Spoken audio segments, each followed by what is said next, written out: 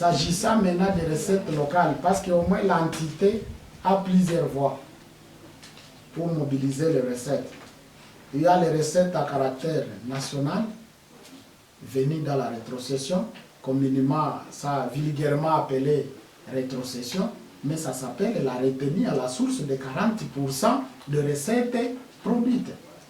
Il y a aussi la Caisse nationale de péréquation, c'est parmi les sources de financement que nous trouvons difficilement. Imaginez-vous, depuis que je suis chef de secteur, durant les mois que je gérais, ou je viens de gérer, je n'ai jamais reçu la rétrocession venue de Kinshasa. Vous voyez, et si vous regardez le budget, au moins les recettes locales occupent 25%. Et les 75% sont occupés par les recettes à caractère national. Mais les recettes à caractère national, comme retenues à la source de ces 40%, ne viennent pas régulièrement. Ça, c'est la plus grande difficulté. Mais pour ce qui concerne les impôts et taxes locales, je me félicite avec toute mon équipe. Je vous dis, si ce n'est pas là, au moins je serai obligé de le dire, si vous regardez nos archives ici, les recettes locales que j'ai rencontrées, durant tout le mois de septembre, j'ai rencontré, on avait mobilisé 280 000 francs pour le mois de septembre. Les documents sont là. Et donc, les recettes qui viennent de Pinga, Ntoto, je ne sais pas, Ouassa, Oussala, partout là, c'était chiffré à 280 000 francs congolais. Vous pouvez aller poser la question aux mobilisateurs de recettes. Au mois d'octobre, nous avions multiplié ces recettes perçues au mois de septembre x 10. Nous sommes arrivés à 2 880 000 francs. Au mois de novembre, nous sommes arrivés même à 8 millions de francs congolais. Imaginez-vous, dans 2 mois, nous quittons dans 280 000 francs vers 2 800 000 francs, vers 7 millions de francs, et nous sommes en train d'envisager d'ici 2 mois atteindre au minimum 15 millions de francs comme recette locale.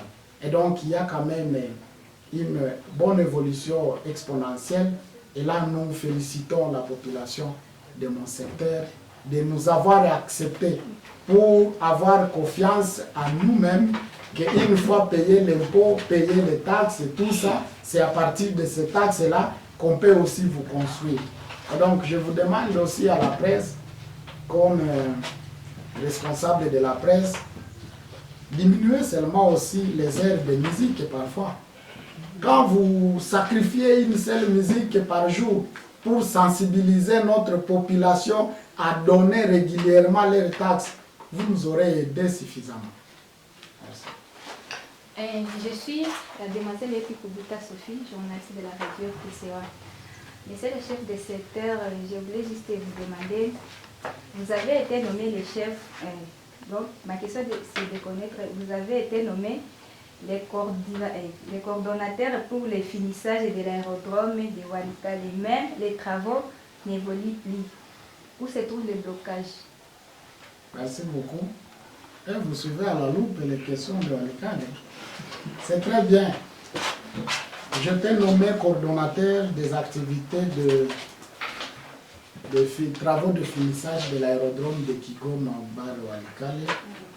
Ce n'était pas une question qui était venue au hasard. Non, non. C'était en fonction de mes plaidoyers.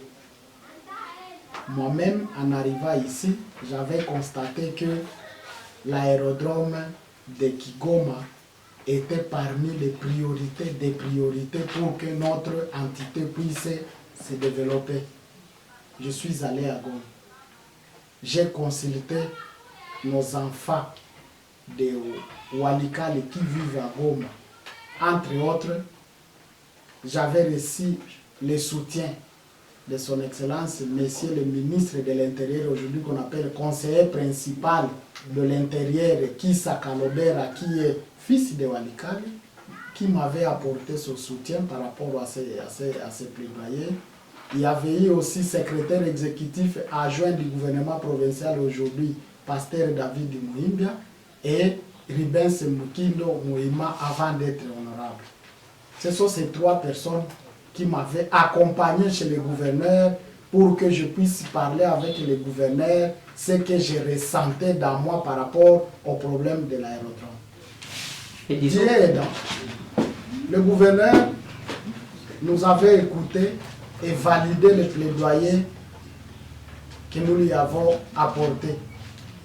La première question du gouverneur était de savoir, ok, toi comme entité, secteur de Wanyang, tu nous amènes ce message ici qu'on puisse finir les travaux. Tu auras combien? Devant tout le monde. Moi j'avais dit, dans ma caisse ici, je vais vous disponibiliser d'abord, Excellence, Monsieur le gouverneur, 10 000 $. Le chef aussi a dit, ok, comme vous avez ces 10 000 là, moi comme responsable de la province, et je suis soucié du développement de votre contrée, j'ajoute aussi 10 000 $. Les partenaires ABEM étaient aussi à mes côtés. Non, moi aussi, j'ajoute les 10 000 $. Et le total, c'était 30 000. Je suis arrivé ici, j'ai donné la restitution. Et parmi les membres de cette commission-là, figure le président territorial de la société civile. Je suis arrivé. Mais ce que vous devez savoir à ce niveau-là, j'ai été nommé coordonnateur de ces activités, mais le président, c'est le gouverneur de province lui-même. Et moi, je coordonne, j'active ou j'exécute les décisions prises par le président de la commission, qui est son Excellence, Monsieur le gouverneur. S'agissant de l'organisation, au moins vous êtes témoin qu'après l'obtention de cet ordre-là, on avait organisé les travaux à haute intensité de main-d'œuvre locale au niveau de l'aérodrome. On avait désherbé cet aérodrome-là. Et jusqu'à ce qu'on avait même balayé l'aérodrome. C'était ça mon premier rôle. Le deuxième rôle, étant coordonnateur de ces activités, il faudrait qu'on puisse maintenant choisir qui devrait exécuter les travaux de finissage. Ça, c'est le problème technique. C'est l'office de route qui avait signé les contrats avec le gouvernement provincial pour finir ces travaux-là. Mais moi, comme chef de secteur, j'avais proposé à son Excellence, Monsieur le gouverneur, de laisser l'office de route et prendre l'entreprise qu'on appelle Comico, anciennement appelée Tradmenco à Goma, qui travaille avec l'entreprise ABEM. Mais pour que l'office de route puisse accepter que ces travaux soient exécutés par une autre entreprise, et c'est l'office de route qui avait signé un contrat avec le gouvernement provincial, c'était le premier boulot d'étranglement. Il n'avait pas accepté facilement et il n'y avait pas eu un compromis. Quand il n'y avait pas eu un compromis, l'office de route s'était dit non, non, moi comme je n'avais pas eu de compromis avec mon collègue que je voulais sous-traiter, moi-même je reste avec mon contrat. Et c'est à ce niveau-là où nous sommes. Maintenant, on pose la question à l'office de route. Où trouve-t-on vos enjeux maintenant pour finir ces travaux-là?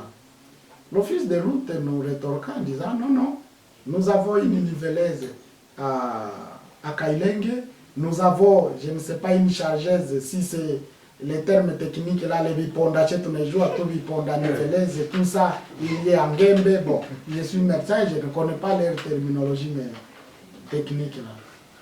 Le gouverneur avait dit, ok, comme les amis à qui on croyait sous-traiter viennent de refuser cette sous-traitance, il faudrait que l'office de route continue ces travaux-là. Et j'ai libéré les moyens parce qu'au moins tous ces engins-là étaient tombés en panne, tous ces engins.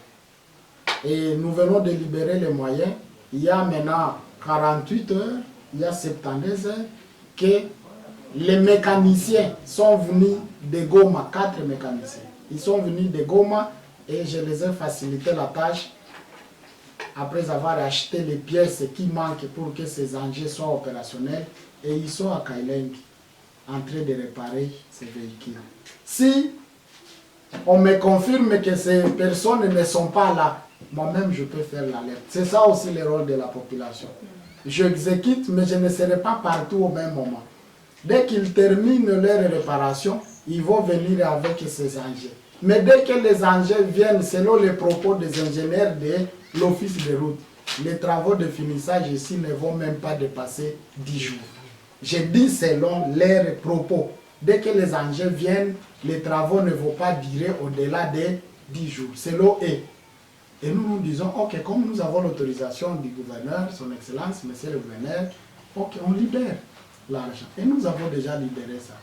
Nous avions encore récemment ici libéré même l'argent pour acheter toutes les pièces possibles qui devraient être achetées, permettez la tautologie, afin que ces engins soient opérationnels. Ce n'est pas encore le chef de secteur ou coordonnateur de ces activités qui pourrait encore aller là-bas à Kailenge pour aller réparer le véhicule non plus. Mais ce que je fais, au moins je fais une gestion rationnelle. Vous arrivez avec votre facture que je ne contrôle pas bien, je ne livre pas l'argent. Et je continue encore à garder au moins 70 à 80% de la somme perçue au niveau de la banque ici. Parce que pour que je libère l'argent, en tout cas là je suis aussi catégorique, ce n'est pas n'importe quelle dépense que je peux accepter que cet argent soit soutiré. Mais pour ce qui concerne les comptes que moi je gère, même vous les journalistes et les notables de Walikale, je n'ai même pas reçu une bêche venue de la population pour soutenir ces travaux ici.